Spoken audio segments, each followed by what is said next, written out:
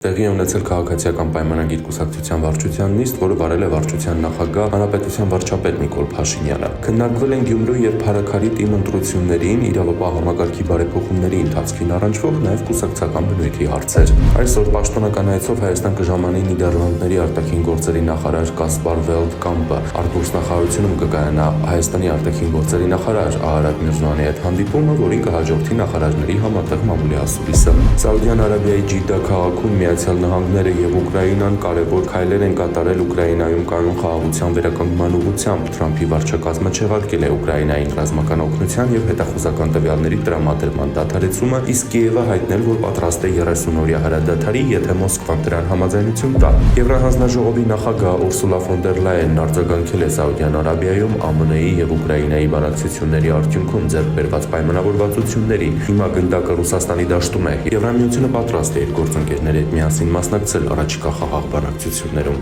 նշել է նա։